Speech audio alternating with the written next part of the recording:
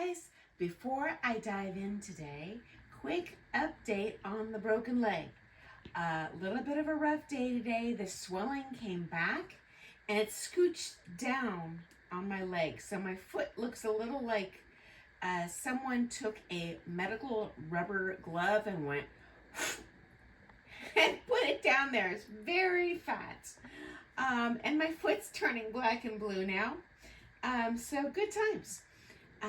And I do a follow-up this week with my primary care physician as well as my orthopedic surgeon. So I'll share an update when all that magic happens. Okay, answering a fabulous question in the comments today. One of our friends recently competed, and it sounds like it's a pro-am, but definitely a show dance, where the judges watch and give you individual feedback on what you can improve on. And the one of the judges said something to the effect of, you need to show more personality and expression when you are in closed position in the standard dances. And I agree 100%. It is hard, my friend, to express yourself in standard because we do not get that freedom to express with our arms and our hands like I would in normal life, right? We're kind of glued into position. So what can I do? Okay, number one, couple super fast hacks to take you next level right away in showing up really strong personality on that comp floor. When you are out there in fear and you cannot figure out what to do with your face, think about when you were in kindergarten and you memorized the vowels, A, E, I, O, U. Now, next time you're doing those show dance, comp rounds, performance, competition, A, E, I, O, U. Repeat, okay? You can cover a lot of sins with that little pro trick, okay? Okay, next up. Dance sport is essentially a stage performance, right? We are on a ginormous flat stage, vying for my audience attention against who knows else is on that floor with me, right? Well, think about next time you're on that floor, imagine you are in an Olive Garden restaurant commercial, okay? And the director's barking orders at you. So it's not like your normal Olive Garden restaurant experience. Oh, the food's here. Oh my gosh, this is a good looking steak, right? No, you're gonna go full on TV commercial. Oh, this is the most fabulous restaurant I have ever been in. Oh my, that is the most amazing steak. I cannot wait to put that in my mouth, okay? So now you are officially a stage actor, okay? You are going for like the Golden Globes, the Grammys, the Emmys. You're going for it. I guarantee your movement, including your face, is not as extreme as you think it is, okay? So when you're thinking, oh, my shape is so big here, guess what? You're gonna look in that dance video from the comp and it's tiny. Your face is no different, okay? You're gonna feel like you are crazy over the top, but you know what? For that particular ambiance and what you're up against and how big that floor space is, that's gonna draw the judges into your story, so to speak, that you are telling, and they're gonna buy into that emotion that you're quote unquote selling. Okay, guys?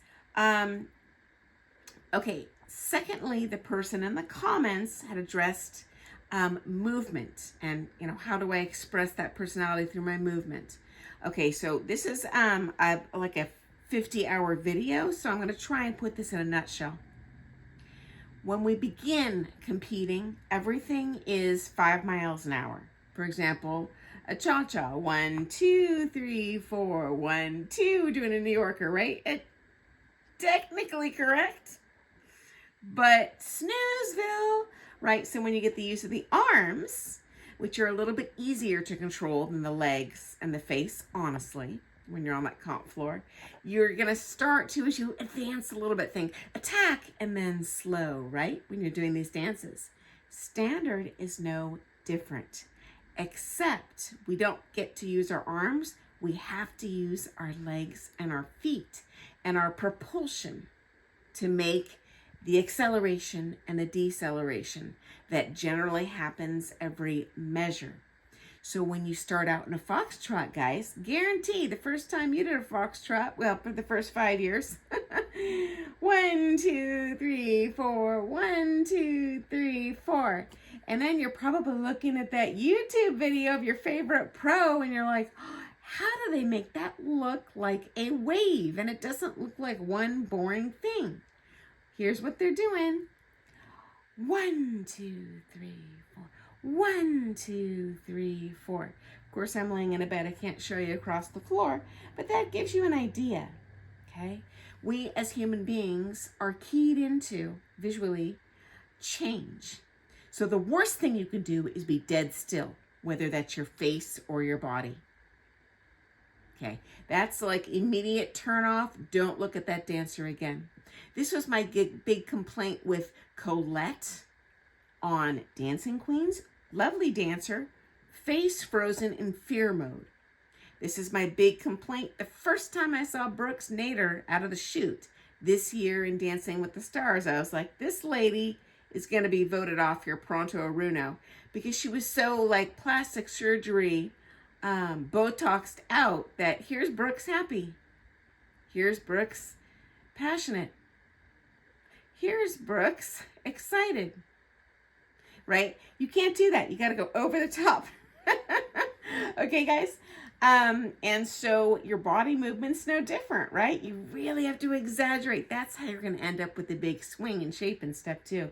But because that is a massive topic, it is a much harder demon to slay, I would suggest talking to your pro about that. I'm certain they're already choreographing for you to attempt to pull that surge in the movement from you. But you know what, friends? Rome wasn't built in a day. But I'll tell you what, those facial hacks will help you right out of the chute next time.